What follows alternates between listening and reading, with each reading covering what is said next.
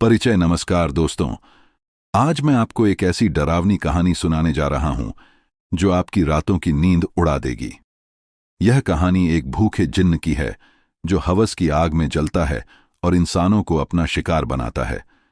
Suspense से भरी इस कहानी में जहां जहां रहस्य और डर का माहौल बनेगा, वहां मैं आपको एक अलग डरावनी आवाज में बताऊंगा, जैसे कि गहरी कर्कश आवाज में। तैयार हो जाइए, क्योंकि यह सफर खौफनाक होगा। कसारा, एक छोटा सा गांव जहां पहाड़ों की गोद में जंगल फैला था। गांव के किनारे एक पुराना खंडहर था जिसके बारे में लोग फुसफुसाते थे। कहा जाता था कि वहां एक जिन्न कैद है जिसकी भूख इंसानी आत्माओं के लिए थी। गांव का युवक सूरज जिज्ञासु और नन्हा था। एक शाम जब सूरज जंगल में लकड़ियां इकट्ठा कर रहा था, उसकी नजर एक चमकती बोतल पर पड़ी। बोतल प्राचीन थी, उस पर नक्काशी थी जैसे कोई जादू बसता हो। सूरज ने उत्सुकता में बोतल उठाई और ढक्कन खोल दिया। अचानक हवा ठंडी हो गई।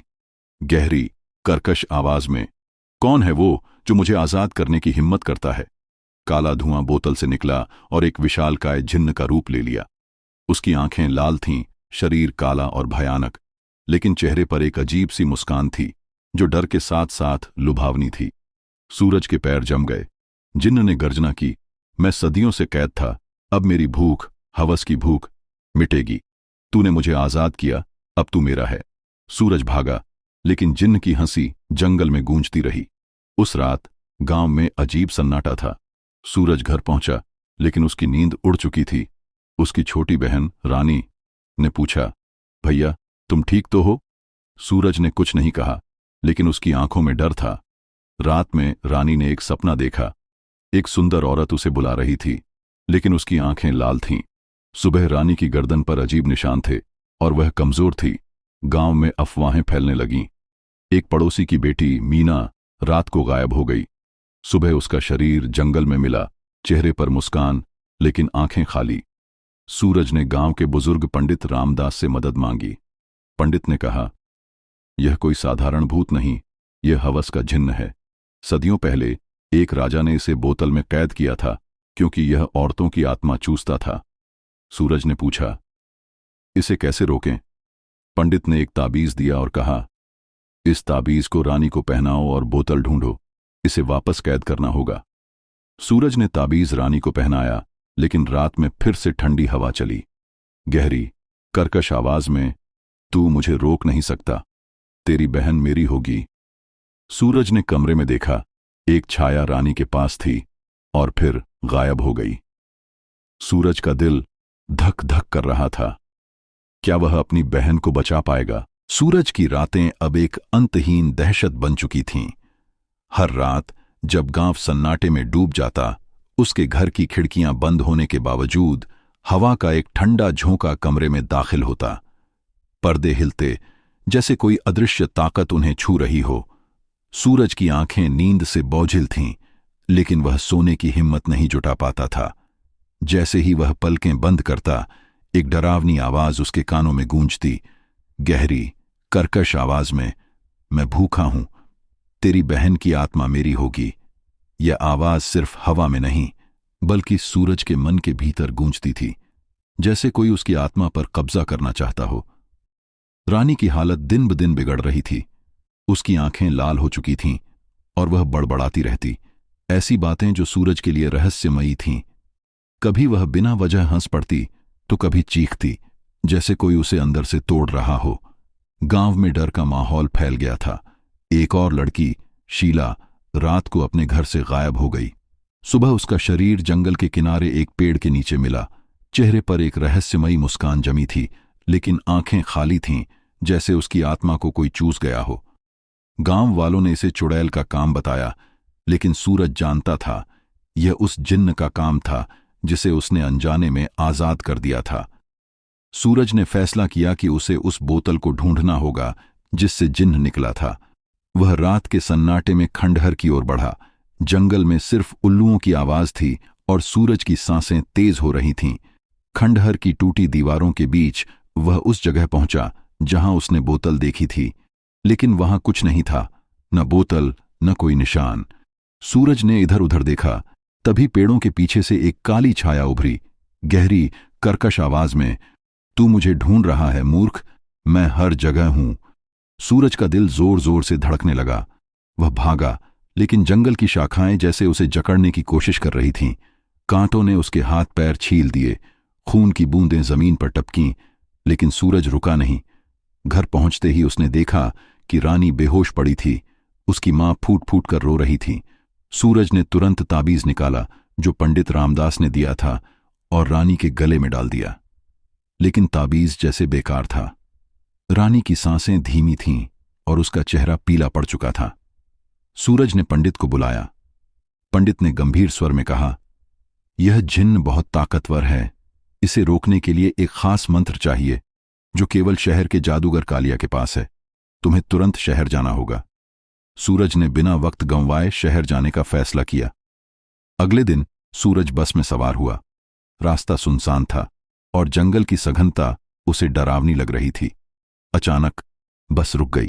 ड्राइवर ने बाहर देखते हुए कहा, आगे एक विशाल पेड़ गिरा है, रास्ता बंद है। सूरज को यह कोई संयोग नहीं लगा। वह बस से उतरा और पैदल चलने लगा।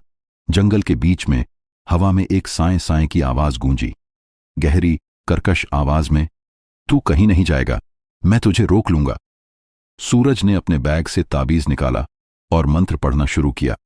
आवाज धीमी पड़ी, लेकिन सूरज का मन शांत नहीं हुआ। उसे लग रहा था कि जिन्न हर पल उसका पीछा कर रहा है।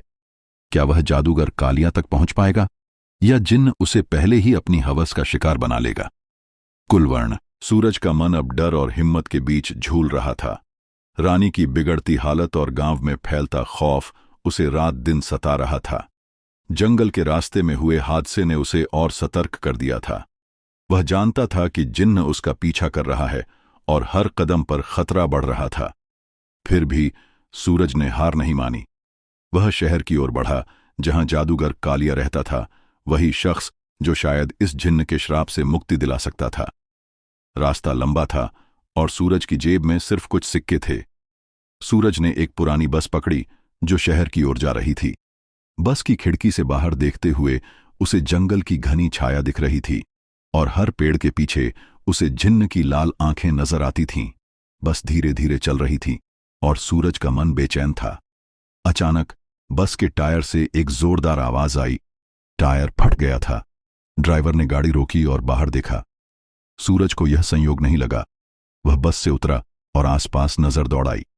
जंगल में सन्नाटा था, लेकिन हवा में एक साएं साएं की आवाज गूंज रही थी, गहरी कर्कश आवाज में, तू मेरे खिलाफ जा रहा है, तुझे सजा मिलेगी।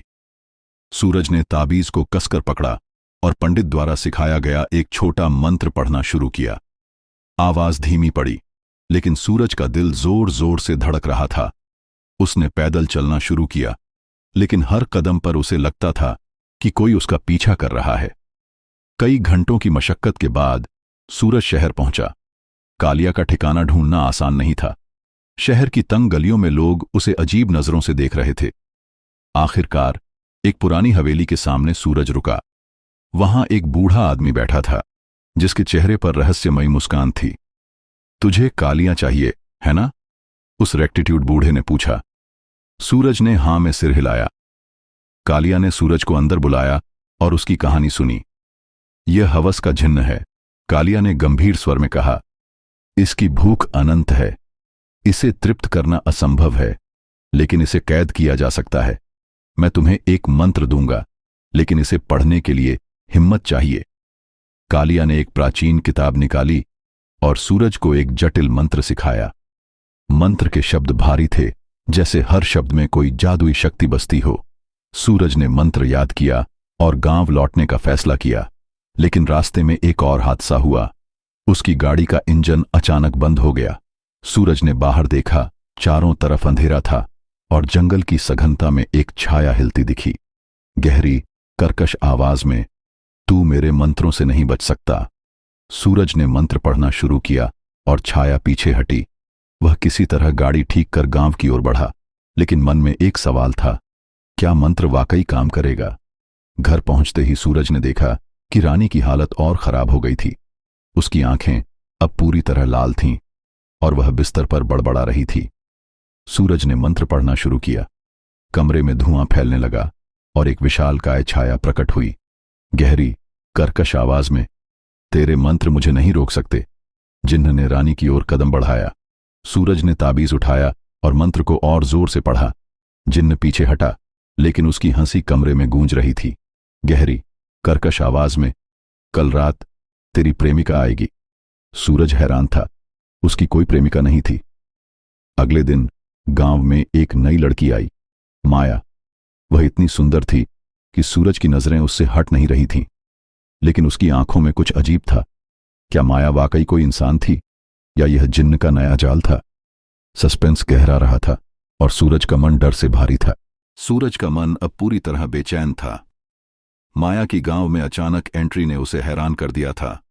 वह सुंदर थी, उसकी बातों में मिठास थी और उसकी मुस्कान ऐसी थी कि सूरज का दिल पिघलने लगा। लेकिन उसकी आंखों में कुछ था, एक ठंडक जो सूरज को बार बार सतर्क कर रही थी। दिन में माया ने सूरज के साथ समय बिताया। वह हंसती, मजाक करती और गांव की गलियों में सूरज के साथ घूमती। गांव वालों ने भी माया को देखा, लेकिन कोई नहीं जानता था कि वह कहां से आई।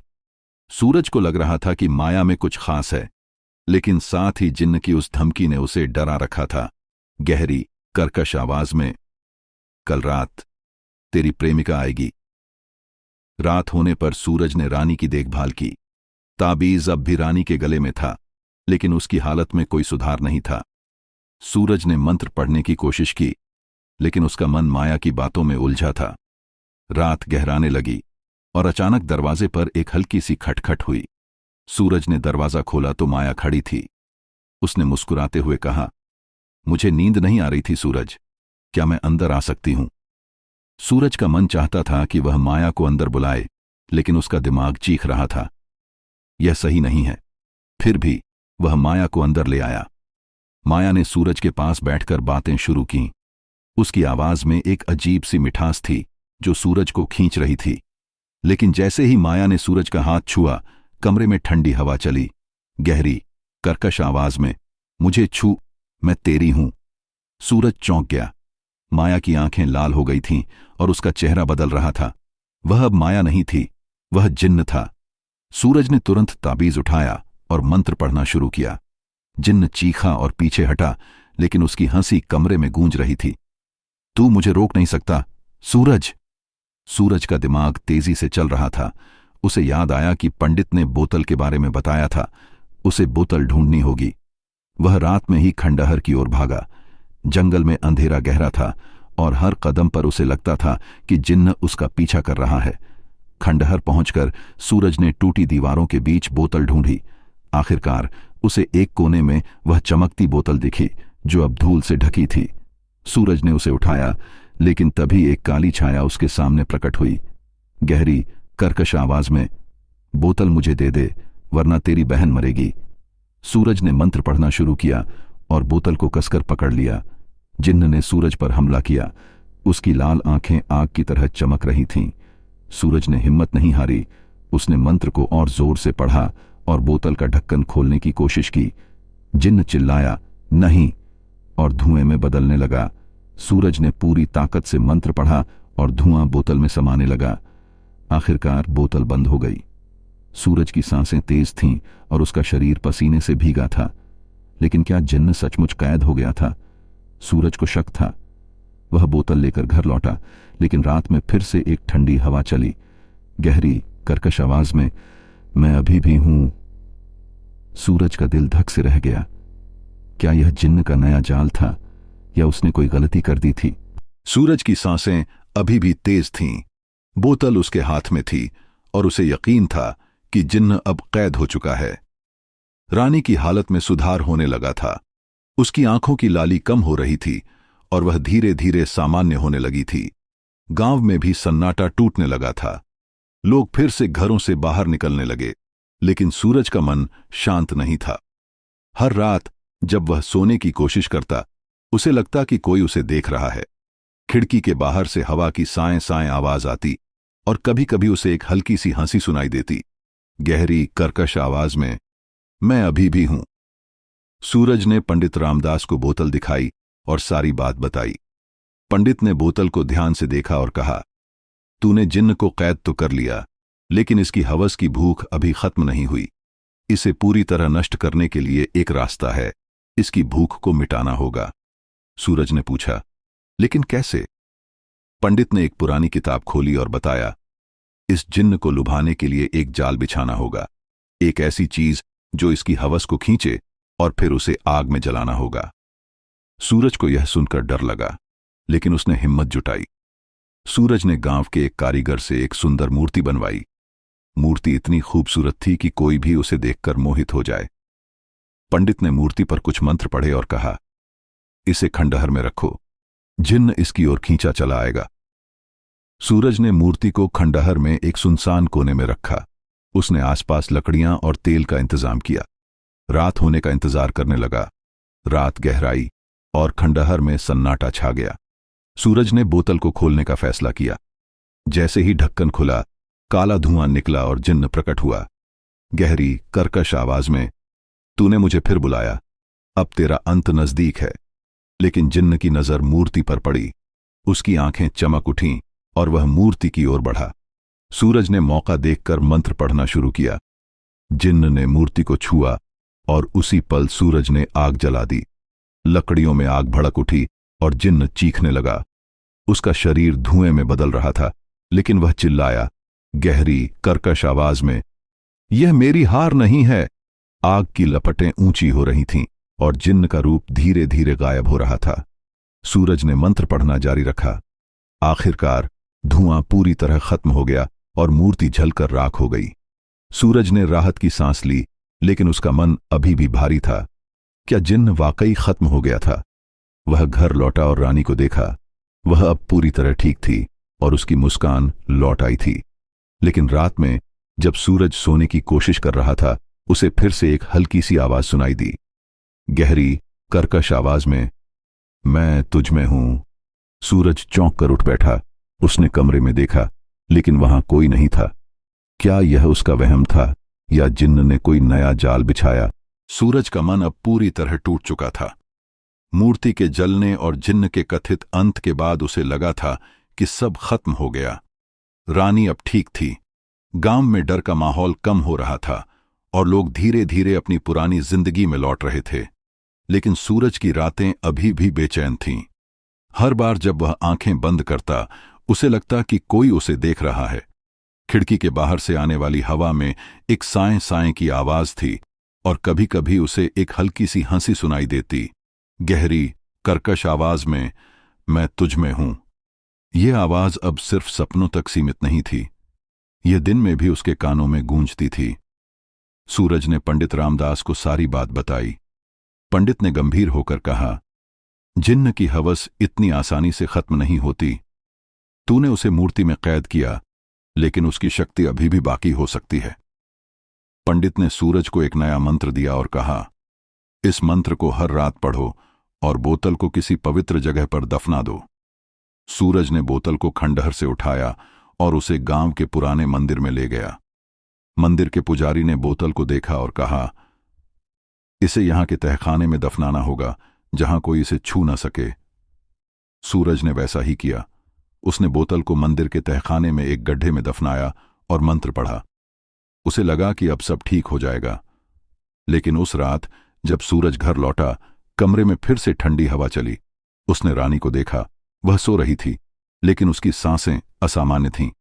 सूरज ने ताबीज को कसकर पकड़ा और मंत्र पढ़ना शुरू किया। तभी कमरे में एक काला धुआं फैलने लगा। गहरी कर्कश आवाज में, तूने मुझे दफनाया, लेकिन मैं अभी भी जिंदा हूं। सूरज का दिल धक से रह गया। जिन्न की छाया कमरे में उभरी, लेकिन इस बार वह कमजोर लग रहा था। सूरज ने मंत्र को और जोर से पढ़ा। जिन्न चीखा और धीरे धीरे गायब हो गया। सूरज ने राहत की सांस ली, लेकिन उसका मन शांत नहीं था। अगले दिन सूरज ने गांव के बुजुर्गों से बात की।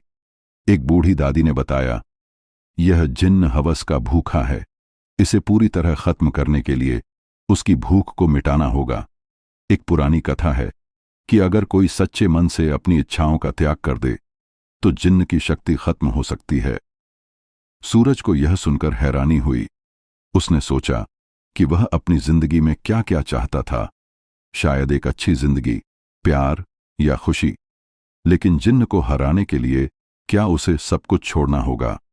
सूरज ने फैसला किया कि वह जिन्न को एक आखिरी बार ललकारेगा। उसने मंदिर में जाकर पुजारी से बात की। पुजारी ने कहा, तुझे अपनी सबसे बड़ी इच्छा का त्याग करना होगा।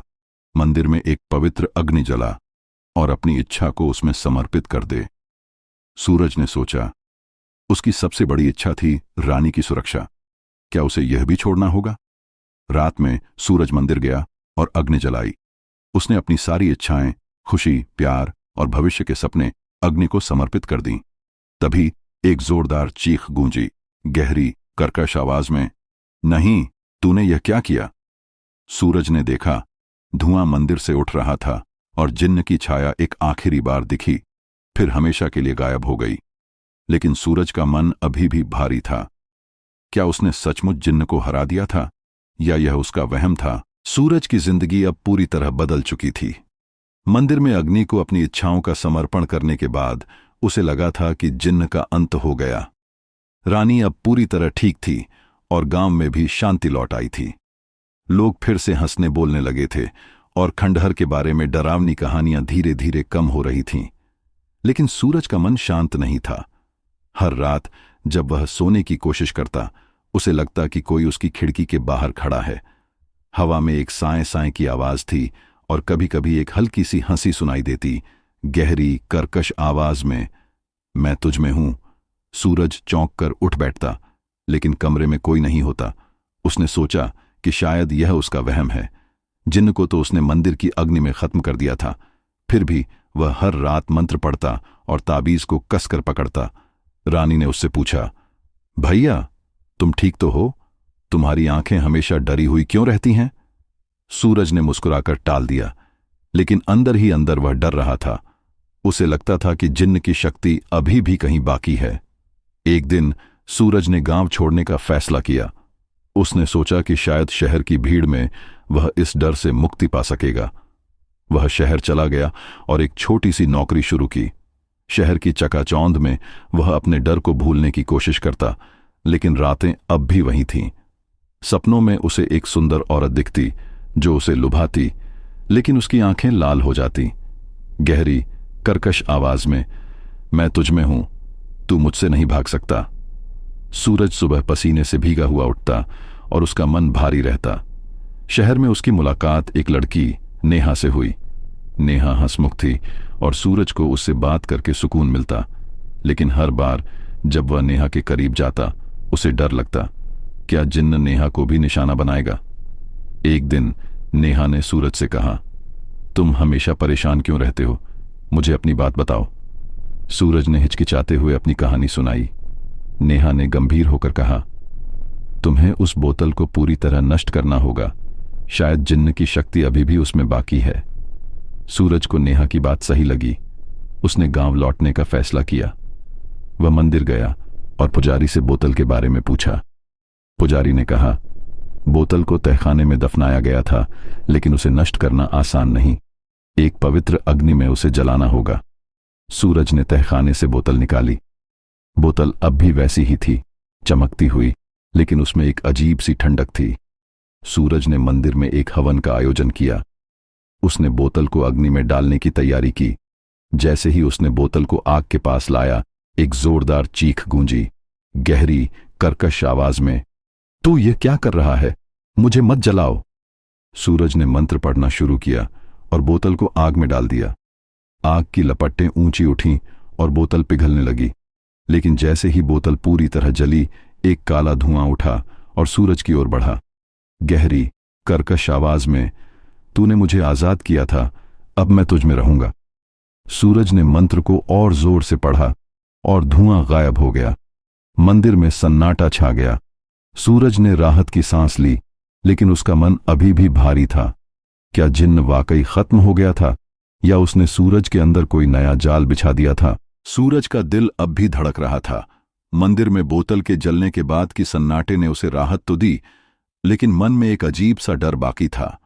आग की लपटों में बोतल पिघल चुकी थी और उस काले धुएं की आखिरी चीख अभी भी उसके कानों में गूंज रही थी, गहरी कर्कश आवाज में, मैं तुझ में रहूंगा। सूरज ने खुद को समझाया कि यह सिर्फ उसका वहम है। रानी अब पूरी तरह ठीक थी और गांव में भी कोई नई घटना नहीं हुई थी। फिर भी सूरज की नींद उड़ चुकी थी। वह हर रात मंत्र पढ़ता और ताबीज को कसकर पकड़ता, जैसे कोई अनहोनी अभी भी उसका इंतजार कर रही हो। वह शहर लौट गया और नेहा से फिर मिला। नेहा ने उसकी परेशानी देखी और कहा, सूरज, तुम्हें अब डर छोड़ देना चाहिए। तुमने जिन्न को हरा दिया। सूरज ने मुस्कुराने की कोशिश की, लेकिन उसकी आंखों में डर साफ दिख रहा था। नेहा ने उसका हाथ थामा और कहा, मैं तुम्हारे साथ हूं। सूरज को नेहा की बातों से थोड़ा सुकून मिला, लेकिन रात में जब वह अकेला होता, उसे लगता कि कोई उसकी खिड़की के बाहर खड़ा है। हवा में एक साएं साएं की आवाज थी और कभी कभी उसे एक हल्की सी हंसी सुनाई देती, गहरी कर्कश आवाज में, तू मुझसे नहीं भाग सकता। एक रात सूरज को एक अजीब सपना आया। उसने देखा कि वह जंगल में है और उसके सामने एक सुंदर औरत खड़ी है। उसकी आंखें लाल थीं और वह हंस रही थी। सूरज ने उससे पूछा, तू कौन है? औरत ने जवाब दिया, गहरी कर्कश आवाज में, मैं वही हूं जिसे तूने जलाने की कोशिश की। मैं अब तुझ में हूं। सूरज पसीने से भीगा हुआ जागा। उसने तुरंत ताबीज पकड़ा और मंत्र पढ़ा, लेकिन उसका मन शांत नहीं हुआ। उसे लग रहा था कि जिन्न ने किसी तरह उसके अंदर जगह बना ली है। सूरज ने फैसला किया कि वह एक आखिरी बार गांव लौटेगा। वह मंदिर गया और पुजारी से मिला। पुजारी ने कहा, अगर जिन्न की शक्ति अभी भी बाकी है तो इसका मतलब है कि उसकी हवस का एक हिस्सा तुझ में बसता है। तुझे अपनी सारी इच्छाओं का त्याग करना होगा। सूरज को यह सुनकर डर लगा। उसने सोचा कि उसने पहले ही मंदिर में अपनी इच्छाएं समर्पित कर दी थीं। फिर भी उसने पुजारी की बात मानी। उसने एक और हवन का आयोजन किया। इस बार उसने अपने मन की हर छोटी बड़ी इच्छा, नेहा के साथ जिंदगी, खुशी और भविष्य के सपनों को अग्नि में समर्पित कर दिया। हवन की आग भड़क रही थी और सूरज मंत्र पढ़ रहा था। अचानक एक जोरदार चीख गूंजी, गहरी कर्कश आवाज में, तूने मुझे फिर से हराया। एक काला धुआं हवन की आग से उठा और हवा में गायब हो गया। मंदिर में सन्नाटा छा गया। पुजारी ने कहा, शायद अब जिन्न सचमुच खत्म हो गया है, लेकिन सूरज, तुझे अब सावधान रहना होगा। हवस की भूख कभी पूरी तरह खत्म नहीं होती। सूरज ने सिर हिलाया, लेकिन उसका मन भारी था। वह शहर लौट गया, लेकिन हर रात उसे लगता था कि कोई उसे देख रहा है। क्या जिन्न वाकई खत्म हो गया था, या उसने सूरज के मन में एक नया डर बो दिया था? सूरज अब पूरी तरह टूट चुका था। मंदिर में हवन के बाद उसे लगा था कि जिन्न का अंत हो गया, लेकिन उसका मन अभी भी शांत नहीं था। वह शहर में अपनी नई जिंदगी शुरू करने की कोशिश कर रहा था। नेहा के साथ उसकी दोस्ती गहरी हो रही थी और वह धीरे धीरे अपने डर को भूलने की कोशिश कर रहा था। गांव में शांति थी। रानी पूरी तरह ठीक हो चुकी थी और लोग खंडहर की कहानियों को अब मजाक में लेने लगे थे। लेकिन सूरज की रातें अभी भी बेचैन थीं। हर बार जब वह सोने की कोशिश करता, उसे लगता कि कोई उसकी खिड़की के बाहर खड़ा है। हवा में एक साएं साएं की आवाज थी और कभी कभी एक हल्की सी हंसी सुनाई देती, गहरी कर्कश आवाज में, मैं अभी भी हूं। सूरज ने नेहा को अपनी बेचैनी बताई। नेहा ने उसका हौसला बढ़ाया और कहा, सूरज, तुमने इतना कुछ झेला है, अब डर को अपने ऊपर हावी मत होने दो। सूरज ने उसकी बात मानने की कोशिश की। उसने एक छोटी सी नौकरी शुरू की और नेहा के साथ समय बिताने लगा। कुछ महीने बीत गए और सूरज को लगा कि शायद अब सब ठीक है। उसने नेहा से शादी करने का फैसला किया। शादी की तैयारियां शुरू हुईं और सूरज के चेहरे पर मुस्कान लौट आई। लेकिन रात में जब वह अकेला होता, उसे फिर से वही डर सताता। एक रात शादी से ठीक पहले सूरज को एक डरावना सपना आया। वह जंगल में था और उसके सामने एक सुंदर औरत खड़ी थी। उसकी आंखें लाल थीं और वह हंस रही थी। सूरज ने उससे पूछा, तू कौन है? औरत ने जवाब दिया, गहरी कर्कश आवाज में, मैं वही हूं जिसे तूने जलाने की कोशिश की। मैं अब तुझ में हूं। सूरज पसीने से भीगा हुआ जागा। उसने तुरंत ताबीज पकड़ा और मंत्र पढ़ा, लेकिन उसका मन शांत नहीं हुआ। उसे लग रहा था कि जिन्न ने उसके मन में डर का बीज बो दिया है। सूरज ने फैसला किया कि वह एक आखिरी बार गांव लौटेगा। वह मंदिर गया और पुजारी से मिला। पुजारी ने कहा, सूरज, तूने जिन्न को हराने के लिए बहुत कुछ किया, लेकिन अगर तुझे अभी भी डर लगता है तो इसका मतलब है कि जिन्न की हवस का एक हिस्सा तेरे मन में बाकी है। तुझे अपने डर का सामना करना होगा। पुजारी ने सूरज को एक छोटा सा यंत्र दिया और कहा, इसे अपने साथ रख, यह तुझे सच्चाई दिखाएगा। सूरज ने यंत्र लिया और उसे अपने गले में पहन लिया। उस रात सूरज ने फिर से वही सपना देखा, लेकिन इस बार जब औरत प्रकट हुई, सूरज ने यंत्र को छुआ और मंत्र पढ़ा। औरत की आंखें लाल थीं, लेकिन सूरज ने डर को अपने ऊपर हावी नहीं होने दिया। उसने कहा, तू सिर्फ मेरा डर है, तू अब मुझ पर कब्जा नहीं कर सकता। औरत चीखी और धुएं में बदल गई, गहरी कर्कश आवाज में, तूने मुझे हरा दिया, लेकिन मैं तेरे बच्चों में आऊंगा। सूरज जागा और इस बार उसे राहत महसूस हुई। यंत्र गर्म था, जैसे उसने जिन्न की शक्ति को सोख लिया हो। सूरज ने शादी की और नेहा के साथ एक नई जिंदगी शुरू की। लेकिन हर रात जब वह सोता, उसे लगता कि कोई उसे देख रहा है। क्या यह उसका वहम था या जिन्न ने सचमुच कोई नया जाल बिछा दिया था? सूरज की जिंदगी अब एक अनिश्चितता के कगार पर खड़ी थी। मंदिर में हवन के बाद जब बोतल टूटकर राख हो गई थी और जिन्न की चीख हवा में गूंजकर गायब हुई थी, सूरज को लगा था कि शायद अब यह दहशत खत्म हो जाएगी। अर्जुन और रानी सुरक्षित थे और गांव में एक बार फिर शांति छा गई थी। सूरज ने नेहा और अर्जुन के साथ शहर लौटने का फैसला किया, ये सोचकर कि अब वह एक सामान्य जिंदगी जी सकता है। लेकिन उसका मन अभी भी पूरी तरह शांत नहीं था। हर रात जब वह सोने की कोशिश करता, उसे लगता कि कोई उसकी खिड़की के बाहर खड़ा है। हवा में एक साएं साएं की आवाज थी और कभी कभी एक हल्की सी हंसी सुनाई देती, गहरी कर्कश आवाज में, मैं फिर आऊंगा। सूरज ने अर्जुन को कभी उस बोतल की घटना के बारे में नहीं बताया। वह नहीं चाहता था कि उसका बेटा उसी डर के साए में बड़ा हो जो उसने सालों तक झेला था। लेकिन अर्जुन की आंखों में वही जिज्ञासा थी जो कभी सूरज में थी।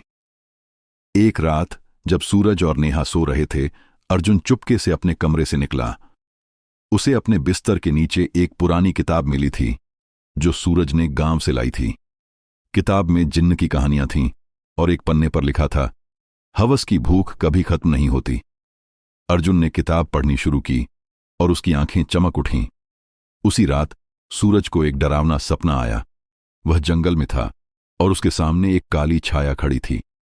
छाया ने कहा, गहरी कर्कश आवाज में, तूने मुझे बार बार हराया, लेकिन मैं तेरे खून में हूं। सूरज ने देखा कि छाया का चेहरा अर्जुन का था। वह चीख कर जागा। उसने तुरंत अर्जुन के कमरे में जाकर देखा।